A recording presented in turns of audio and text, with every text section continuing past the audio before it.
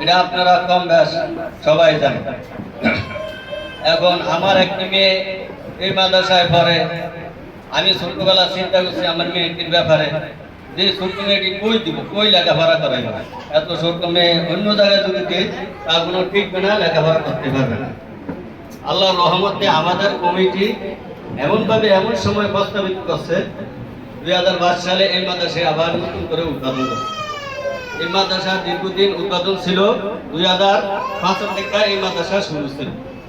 2018 সালে করোনা থেকে এই মাদ্রাসা ধীরে ধীরে করোনা অবস্থায় মাদ্রাসা বন্ধ হয়েছিল। তারপরে 2018 সালে আবার আমরা যেভাবে প্রচেষ্টায় কমিটি মিটিং করে আমরা এই মাদ্রাসাকে আবার প্রতিষ্ঠিত করে এক এক করে শিক্ষক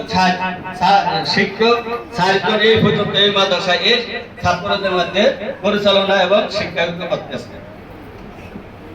ছাত্র এমন হয়েছে আমি আশাও করতে পারি না, কল্পনা করতে পারি নাই যে এই মাদ্রাসায়, ছোট মাদ্রাসায় এত ছাত্রছাত্রী এই এলাকা থেকে হবে আমার কল্পনা জানাই। ইনশাল্লাহ আমি আজকে শুনছি, আরো একদিন শুনছি 70 জন ছাত্রছাত্রী এই জায়গায় লেখাপড়া করে। আলহামদুলিল্লাহ, সবাই বলেন আলহামদুলিল্লাহ।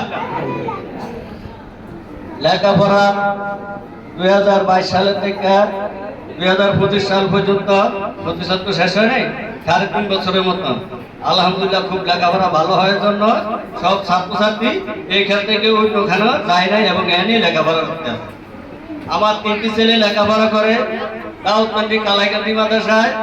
আজ যদি আমাদের এই মাদ্রাসায় যদি ওই মানের মাদ্রাসা লেখাপড়া থাকতো, ওই মাদ্রাসার ক্লাস পর্যন্ত থাকতো, তাহলে আমার ছাত্র ছেলেদেরকে এই মাদ্রাসা পড়াইতাম।